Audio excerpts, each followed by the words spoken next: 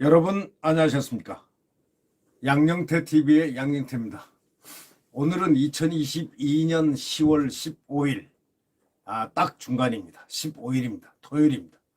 이 문재인이가 공산주의자다 이런 얘기를 맨 처음 국회에서 발설한 분이 누구냐? 고영주 변호사입니다.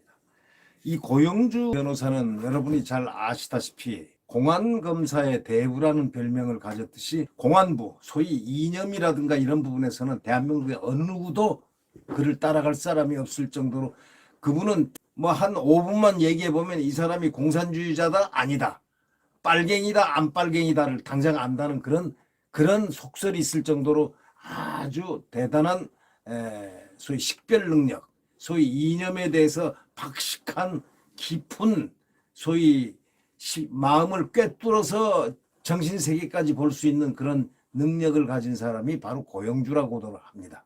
근데 고영주 변호사가 문재인 공산주의자다, 문재인이 대통령 됐을 때 그 얘기를 했습니다. 대통령이 되고 난 이후에 이 임기 중에 국회에서 증언을 했습니다. 그래서 결국 많은 고초를 받고 그리고 나중에 대법원에서 무죄가 됐습니다. 무혐의였습니다. 자, 이번에는 문제가 된 게 10월 12일, 그러니까 며칠 전이죠. 3일 전이죠. 김문수 경제사회노동위원회 위원장이 전 경기지사입니다. 국회에서 뭐라고 그랬냐면 문재인 전 대통령은 확실하게 김일성주의자다 이렇게 주장을 했습니다. 김 위원장은 오전 국감에서도 윤건영 의원은 종북 측면이 있다 이런 얘기 요지의 발언을 했습니다. 이 김문수 씨는 이 노동운동을 많이 했기 때문에 노동운동 하면서 그 이념 편향하는 것을 다 깊숙이 주변에서 봤기 때문에 이분도 척 보면 안다 이렇게들 얘기합니다. 이분도 척 보면 이 자는 뭐 한 자고 이 자는 뭐 한 자고 이 자는 어떤 자고 딱 분석을 해낸다는 겁니다. 금방 분석한다는 겁니다. 그만큼 식별 능력이 탁월한 분이 이 두 분이 있죠. 이 두 분이 다 고영주 변호사는 검사장이죠. 검사장 출신입니다. 공안 기획관도 하고 아주 탁월한 공안의 대한민국 공안 검사의 대부로 불릴 정도로 아주 유능한 분이었습니다. 고영주 변호사는 잠깐 내가 소개하자면 서울 공대를 나왔습니다. 공대 화공과를 나와가지고 잠깐 2년 동안 고시 공부해가지고 그 당시는 고시가 굉장히 어려웠어요. 아주 어려웠습니다. 그때 탁 합격해가지고 공안검사의 길로 걸었죠. 화공과를 졸업한 공학도입니다. 네. 화공과를 간 이유는 아마 집안에서 선친께서 이 화학 공장 뭐 이런 공장을 했기 때문에 아마 그런 친화성이 있어서 그렇지 않나. 공부도 잘했고 아주 탁월하고 아주 사람이 젠틀 스마트한 사람이죠. 네. 근데 이분이 이제 공산주의라고 발설을 해서 상당히 고초를 겪었는데, 이번에는 그분은 이제 대통령이 문재인이 되자마자 얼마 안 돼서 그 일 벌였으니까 얼마나 그 권력에 시달렸겠습니까? 감시당하고 시달리고. 그런데 눈이 시뻘건 아주 시뻘건 이 눈을 갖다가 하면서 지금 윤석열 대통령을 끌어내리려고 하는 온갖 획책을 지금 다 하고 있는 그런 사정 아닙니까? 그러니까 김 위원장이 국회 환경노동위원회 국정감사에서 문재인 전 대통령은 본인이 신영복 선생을 가장 존경하는 한국의 사상가라고 이렇게 말을 했습니다. 그거 우리 많이 들었잖아요. 언론에 많이 났어요. 내가 가장 존경하는 사람은 신영복 선생이다. 신영복이 누구냐? 서울 상대를 나와가지고 그분이 한 10여 년 이상 간첩 복역하다가 가석방 돼서 나온 사람입니다. 아주 그냥 골수까지 간첩이라고 그러죠. 네.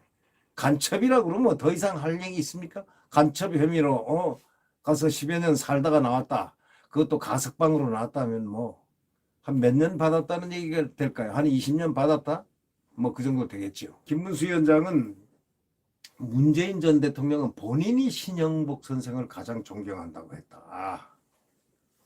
가장 존경하는 한국의 사상가로까지 했으니 그러면은 굉장히 문제가 많은 발언 아니냐 이거예요. 그러면서 신영복을 존중하면 확실하게 김일성주의자다. 신영복은 1968년 통일혁명당 사건으로 무기징역형이 확정돼가지고 20년간 복역을 했다는 겁니다. 그러면 이런 정도 간첩이면 이거는 독종 간첩 중에 독종입니다. 이거는. 네? 전향서를 쓴 뒤에 1988년에 출소해가지고 성공회대 교수로 이 성공회대가 아주 이런 분들이 많더라고요. 이 이념적으로 문제가 돼가지고 한 분들이 나중에 보면 교수도 하고 말이죠. 아주 그 좀 성공회 대학이 아주 특별한 대학 같습니다. 네. 2016년 1월 달에 불과 한 6년 전에 사망했습니다. 신영복이가. 이 문재인 전 대통령에 따르면은 그는 더불어민주당이라는 직명에도 도움을 줬다는 겁니다. 장명까지 해줬다는 얘기. 장명에 뭔가 좀 영향을 끼쳤다 이런 얘기인데, 이 조갑제닷컴에서 조갑제가 한 얘기에 의하면은 문재인 전 대통령에 따르면은 그는 더불어민주당이라는 그런 장명에도 도움을 줬고, 문재인, 박지원 두 사람은 작년에 김일성주의자 신영복의 글씨체로 국가정보원 원운서까지 만들어 세울 때 같이 사진까지 찍었다는 겁니다. 야, 이건 좀 심각하네요. 김일성은 1978년에 뉴델리에서 비밀리에 열린 사이공 억류 한국 외교관 송환 협상 때 북한 대표를 시켜 신영복을 북한에 보내주면은 억류 외교관을 월남이 송환하도록 돕겠다고 제안했으나 박정희 정부는 이거를 싹둑 거절했다는 겁니다. 이제 어제 김문수 위원장 발언은 스스로 한 게 아니라 전용기 의원, 소위 더불어민주당 전용기가 김 위원장에게 과거에 더불어 남노당 발언을 언급하면서 지난해 4월 9일은 사회관계망 서비스에 쓴 글을 문제 삼아가지고 질문하는 과정에서 나왔습니다. 김 위원장은 당시에 문재인 586 주사파 운동권들은 대한민국 정통성을 부정하는 종북 김일성주의자들이라고 이렇게 쓴 바가 있습니다. 이 전용기는 이거를 소개하면서 문 전 대통령도 종북주의 주사파냐 하고 이렇게 물었습니다. 국회에서 물은 거죠. 그러니까 이 김문수 위원장이 김일성주의자 맞다 하고 답을 했습니다. 용어를 정확히 썼습니다. 주사파라고 하면은 주체사상파, 즉 무슨 철학도인 것처럼 오해한다. 전 의원은 김 위원장의 답변에 정정할 기회를 주겠다고까지 했습니다. 그러나 김 위원장은 신영복 선생은 저희 대학교 선배 아니냐. 신영복 선생은 저희 대학교 선배인데 그분이 주변에 있는 분과 같이 운동을 했기 때문에 신영복 주위에 있는 사람들, 왜냐하면 이 김문수 위원장도 서울 상대를 나왔거든요. 상대 여기는 경영과 나오고 신영복은 경제과 나오고, 그랬는데 이 경제과 나온 사람들이 이 이론이 좀 밝다고 깊다고 그러죠. 이 소위 이념성에 있어서 좀 독한 면들이 있다 이런 얘기하죠. 얼른 떠오르는 사람이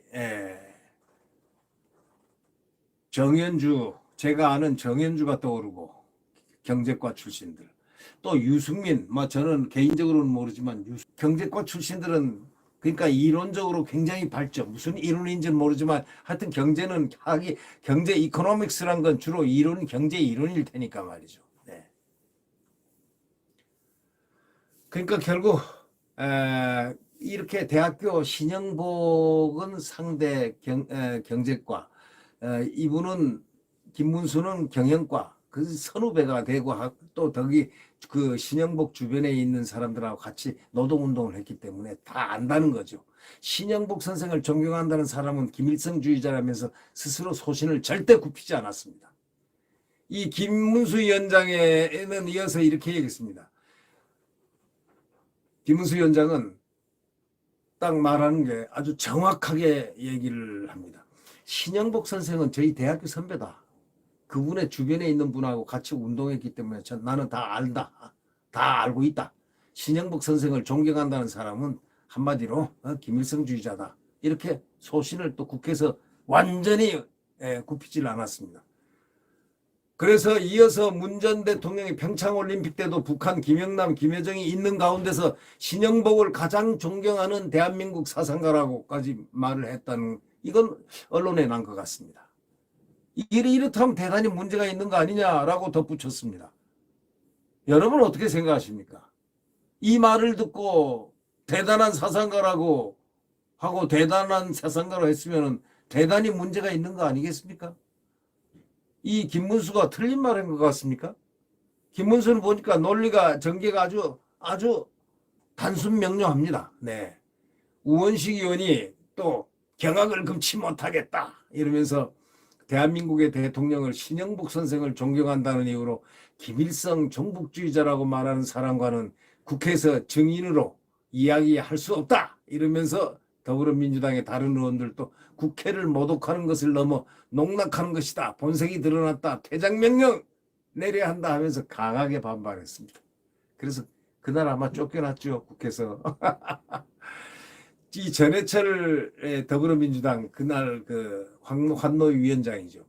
김 위원장의 진술은 아주 부적절하고 유감스럽게 생각한다. 이러면서 김 위원장이 퇴장하든 고발 조치하든 조치가 있어야 한다면서 감사 중지를 선언했습니다.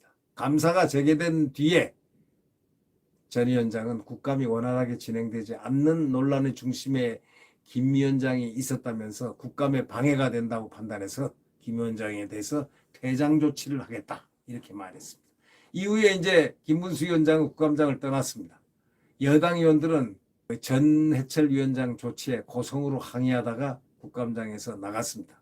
결국 문재인을 김일성주의자로 의심하도록 만든 이는 조갑재 이 기자는 이렇게 얘기합니다. 문재인을 김일성주의자로 의심하도록 만든 자는 바로 문재인 자신 아니냐 이거예요. 그러면서 그 인용한 4개의 연상이 그런 의심을 자초한 거다 하면서 그걸 쫙 나열을 했습니다. 이거 아주 중요한 것 같아요. 자기가 대인이가 김일성주의자로 의심하도록 만들어 놓고 웬 말이냐 이런 얘기죠. 예. 2017년 9월 22일 유엔 총회 연설을 딱 이 조갑재 기자가 딱 픽업을 했습니다. 첫 번째로. 나는 전쟁 중에 피난지에서 태어났습니다. 내전이면서도 국제전이기도 했던 그 전쟁은 수많은 사람들의 삶을 파괴했습니다. 300만 명이나 넘는 사람들이 목숨을 잃었고 목숨을 건진 사람들도 온전한 삶을 빼앗겼습니다. 내 아버지도 그중 한 사람이었습니다. 잠시 피난한다고만 생각했던 내 아버지는 끝내 고향에서 돌아가지 못한 채 세상을 떠났습니다. 나 자신이 전쟁이 유린한 인권의 피해자인 이산가족입니다. 그 전쟁은 아직 완전히 끝나지 않았습니다. 세계적인 냉전 구조의 산물이었던 그 전쟁은 냉전이 해체된 이후에도 냉전 협정이 체결되고 64년이 지난 지금에도 불안정한 정전 체제와 동북아의 마지막 냉전 질서로 남아 있습니다. 이걸 예를 들면서 남침으로 확정된 6.25를 내전이면서 국제전이라고 말하는 이들은 주로 공산주의자들이라고 조갑재 기자가 딱 주석을 붙였습니다. 남침을 분명 우리가 남침 당했잖아요. 이 북한 괴뢰 공산주의자들로부터 속칭 그 당시 빨갱이들로부터 우리가 남침을 받았잖아요.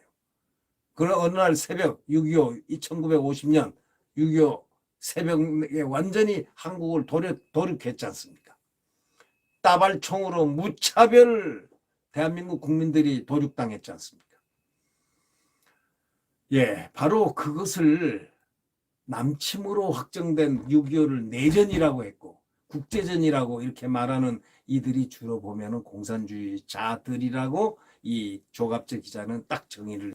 문재인의 말도 김일성을 비유하기 위하여 만들어낸 말장난이라고 분명히 조갑재 기자는 기록하고 있습니다.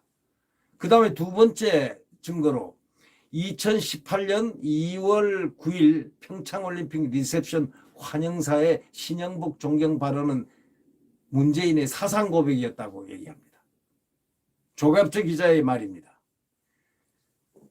자, 이렇게 얘기했다는 겁니다.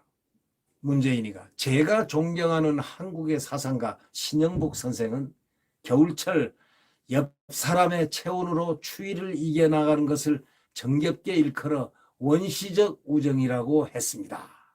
오늘 세계 각지에서 모인 우리들의 우정이 강원도의 추위 속에서 더욱 굳건해지리라 믿습니다. 작년에 그 문재인 대통령하고 박지원 국정원장은 신영복 글씨체로 국정원 원운석을 갖다가 새로 만들어가지고 돌에 새겨가지고 함께 사진까지 찍었다는 겁니다.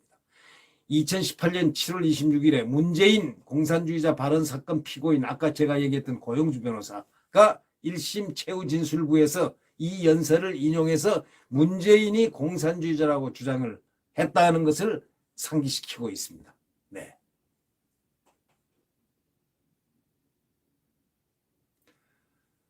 결국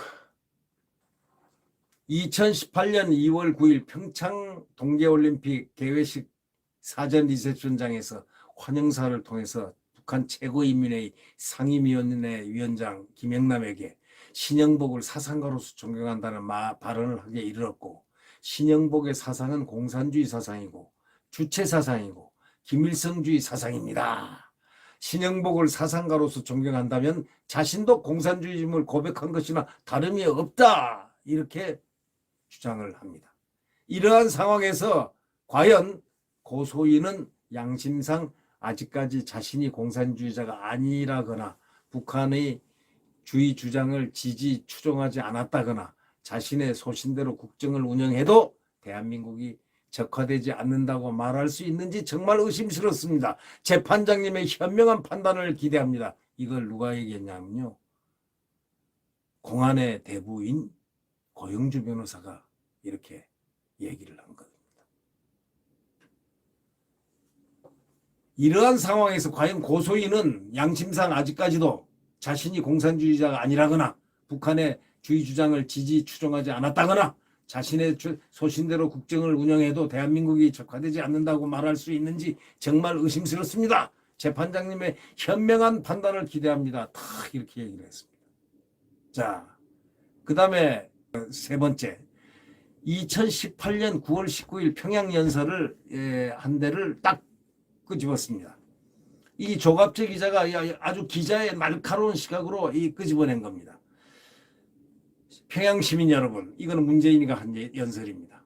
북녘의 동포 형제 여러분, 평양에서 이렇게 여러분을 만나게 되어 참으로 반갑습니다. 남쪽 대통령으로서 김정은 국무위원장의 소개로 여러분에게 인사말을 하게 되니 그 감격을 말로 표현할 수 없습니다. 여러분, 우리는 이렇게 함께 새로운 시대를 만들고 있습니다. 이 말을 인용을 했습니다. 자신이 김정은의 부하임을 고백한 것이나 다름이 없다고 조갑재 기자는 딱 찍었습니다. 문장을 있는 그대로 해석하면 남쪽 대통령 위에 국무위원장이 있다는 것은 자명하다는 얘기입니다. 이어진 연설에서 그는 김정은을 사실상 민족의 지도자로 칭송을 했습니다. 김일성주의자니까 겁도 없이 이런 고백을 했을 것이란 추론을 가능케 한다고 조갑재 기자는 딱 짚습니다. 여러분은 어떻게 생각하십니까? 그 다음 2021년 4월 3일 제주 연설입니다. 여러분, 제주 4.3 사건은 잘 아시다시피 누가 일으킨 사건이죠? 한라산에 숨어있던 빨치산들이 내려와서 양민과 공직자들을, 공무원들, 순경들을 막 그냥 국군들을 막 죽여 도륙했던 바로 그러한 사건 아닙니까? 폭동이죠. 폭동. 4.3 폭동이라고 그러죠. 네. 이거에 가서 제주 연설을 했는데 2021년, 그러니까 작년 4월 3일 가장 최근 겁니다. 문재인이 간 연설입니다. 4.3은 제주의 깊은 슬픔입니다. 제주만의 슬픔이 아니라 대한민국 현대사의 큰 아픔입니다. 제주는 해방을 넘어 진정한 독립을 꿈꿨고 분단을 넘어 평화와 통일을 열망했습니다. 제주도민들은 오직 민족의 자존심을 지키고자 했으며 되찾은 나라를 온전히 잃고자 했습니다. 그러나 누구보다 먼저 꿈을 꾸었다는 이유로 제주는 처참한 죽음과 마주했고 통일정부 수립이라는 간절한 요구는 통일정부 수립, 이게 뭘 의미할까요? 네. 간절한 요구는 이념의 덫으로 돌아와 우리를 분열시켰습니다. 우리가 지금도 평화와 통일을 꿈꾸고 화해하고 통합하고 한다면 우리는 제주의 슬픔을 동참해야 합니다. 대한민국 건국을 방해하기 위한 남로당의 무장 폭동을 소위 말해서 문재인은 그렇게 얘기했죠. 우리는 제주의 슬픔에 동참해야 합니다. 여기까지 얘기했는데 조갑재 기자는 딱 이렇게 결론을 내립니다. 대한민국 건국을 방해하기 위한 남로당의 무장 폭동을 갖다가 통일정부 수립을 위한 꿈이었다고 말하는 사람을 김일성주의자로 의심하는 것은 국민의 권리와 의무일 것이다 라고 확실하게 못을 박았습니다. 자, 조갑재 기자의 이 말 어떻게 생각하십니까? 오늘 이 주제, 상당한 논리와 정황을 제공합니다. 문재인을 김일성주의자로 의심하게 만든 이는 바로 본인이다 라는 제목의 글에서 조갑재 기자는 이렇게 얘기를 했습니다. 그는 4번의 공개연설을 통해서, 그러니까 그는 문재인은 4번의 공개연설을 통해서 아까 1, 2, 3, 4 제가 말씀해 드렸죠. 김일성주의자와 김일성과 김정은을 칭송하거나 비호했다라고 부제에 달고 있습니다. 문재인을 김일성주의자로 의심케 만든 이는 바로 본인이라는 바로 사실을 그대로 적시한 조갑재의 정보 파일입니다. 이것을 보면서 여기에 모든 내용성, 고영주 검사장의 소위 공산주의 발언, 문재인은 공산주의자다. 또 김문수의 며칠 전에 발언, 문재인은 김일성주의자다라는 발언의 전모에 대한 조갑재 기자의 의견이 여기 들어 있습니다. 상당히 논리적으로 구성을 했습니다. 왜? 문재인이 한 연설을 그대로 다 4대목을 뽑아가지고 그대로 전제를 했기 때문입니다. 네, 이것이 문재인을 아는데 상당히 도움이 된다라는 그러한 형식인 것 같습니다. 네, 구독 버튼과 엄지를 눌러주시면 감사하겠습니다.